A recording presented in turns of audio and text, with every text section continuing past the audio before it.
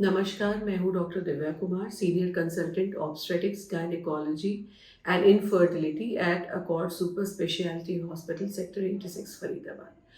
आज हम एक बहुत इम्पॉर्टेंट टॉपिक के बारे में डिस्कस करने जा रहे हैं और ये टॉपिक है लेबर या प्रसव।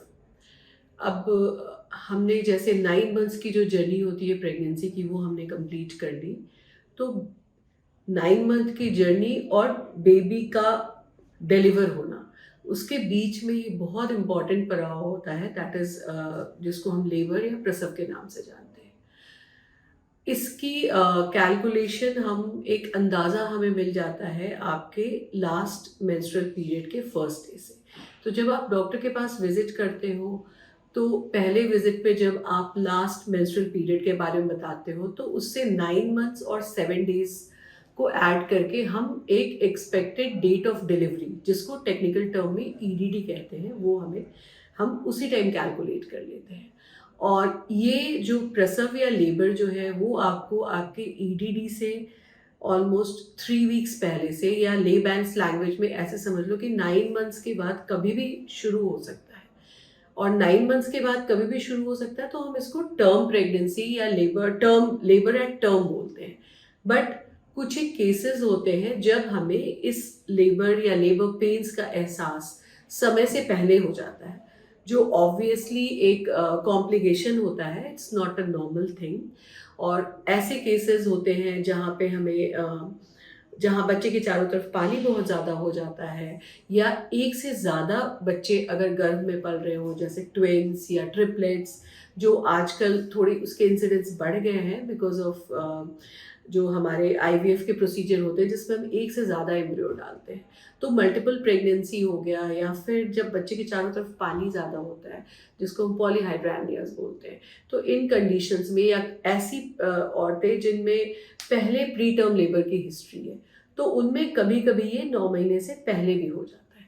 तो सबसे पहले मैं आपको बताना चाहूँगी कि what is a character of labour pain. हम कैसे पहचानेंगे कि ये लेबर पेन है। तो जो ट्रू लेबर पेन होता है, वो जो एक कंटिन्यूअस पेन नहीं होता, वो इंटरमिटेंट होता है। मतलब थोड़े थोड़े इंटरवल्स पे आपको फील होगा। ये पेन यूजुअली पेट के नीचे के हिस्से में होता है, कभी कभी ये पूरे पेट में भी फैल जाएगा, और इसके साथ आपको एब्डोमेन में एक टाइटनिंग सी फीलिंग आएगी। मतलब कॉन्ट्रैक्शंस, आपके यूट्रस में कॉन्ट्रैक्शंस होते हैं, तो उसकी वजह से आपका पेट थोड़ा टाइट होता है। टाइट होगा, देन फिर थोड़ा रिलैक्स होगा। तो ये एक प्रोसेस है, जो टाइटनेस देन रिलैक्सेशन, ये चलता रहता है। And this is typical of this pain. कभी कभी ये बैक पेन के साथ एसोसिएटेड होता है, और ये एक इंटरवल पे आएगा, लाइक 10-10 मिनट के इंटरवल पे, या 15-15 मिनट के इंटरवल पे। और ये किसी भी आप अगर किसी भी तरह आप रेस्ट कर रहे हो, या किसी भी तरह ये आपको आपको इससे आराम नहीं मिलेगा। मतलब इवन लाइंग डाउन और सिटिंग और टेकिंग रेस्ट, आप कुछ भी कर लोगे, आपको ये पेन्स फील होते रहेंगे। कभी कभी ये जो लेबर पेन्स होते हैं, इनके साथ आपको विजाइनल डिस्चार्ज आता है। डिस्चार्ज बिल्कुल वाटरी भी हो सकता है, और ये watery discharge water bag break होने का साइन भी हो सकता है। कभी कभी ये ब्लड के साथ मिक्स होके आता है, जिसको हम शो कहते हैं। शो तब आता है जब कॉन्ट्रैक्शंस भी हो रहे हो, और उसके साथ आपके यूट्रस का माउथ भी ओपन होता है, तो ये शो की तरह आता है। इसके साथ आपको बेबी के मूवमेंट्स भी, कभी कभी कॉन्ट्रैक्शंस के साथ विगरस मूवमेंट्स भी फील होते हैं। तो अगर ये सारी चीज़ें हो रही हैं, तो आप उसको लेबर पेन्स ही मान के चलो। तो इसका ध्यान आपको कैसे रखना है जब आप लेबर में जा रहे हो। तो सबसे पहली बात कि अगर आपको ऐसा पेन फील हो रहा है, आप अकेले हो, तो you should call for help. चाहे आपके रिलेटिव हो, या आपके हस्बैंड या इन लॉज, कोई नहीं तो आप अपने नेबर्स, अकेले नहीं रहोगे आप किसी ना किसी को अपने पास हेल्प के लिए बुलाओ। देन अगर इसकी पेन की इंटेंसिटी बढ़ रही है, मतलब ये पेन आप और ज़्यादा आपको सिवियर, आप फील कर रहे हो, तो ये माइल्ड से मॉडरेट से सिवियर की तरफ जा रहे हैं, और ये जल्दी जल्दी इनका इंटरवल कम हो रहा है, तो ये दिस इज अनदर साइन कि ये लेबर पेन्स है और ये बढ़ते जा रहे हैं।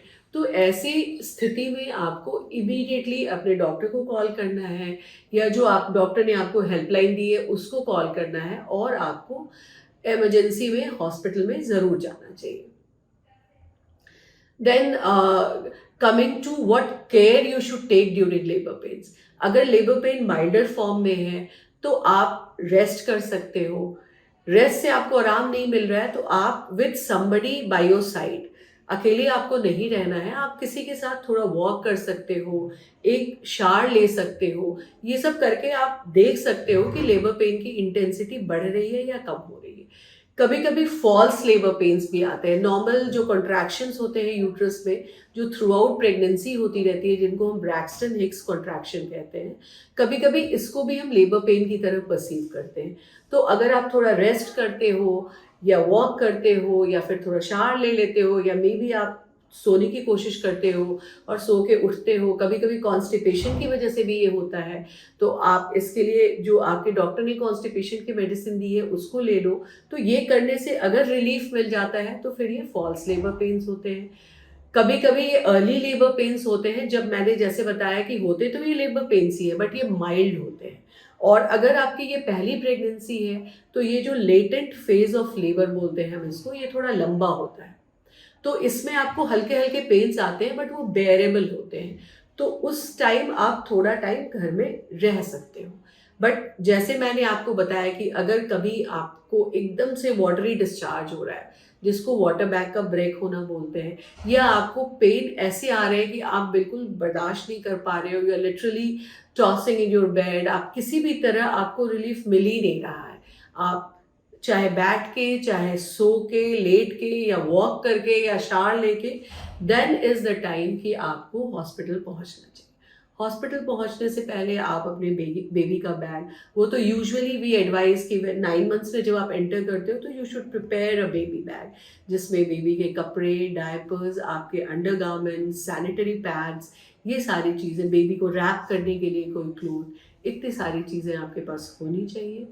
और अगर ये सारा आप ये परसीव करते हो, उसको टाइमली इंटरवीन करते हो, और लेबर के लिए अगर आप पहले से आपको पता है, आप उसको डिफ्रेंशिएट कर सकते हो बिटवीन नॉर्मल पेन या फिर फॉल्स लेबर पेन और ट्रू लेबर पेन के बीच में, तो आप टाइमली हॉस्पिटल पहुंच जाओगे, टाइमली इंटरवीन कर सकते हैं आपके ऑब्स्टेट्रिशियन, और फिर वो पैनिक वाले मोड में नहीं आओगे, हर कुछ स्मूथली होगा।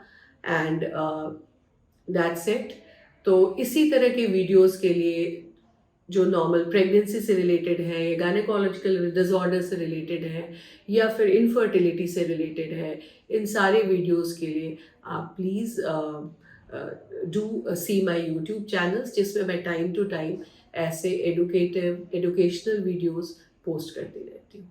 Thank you.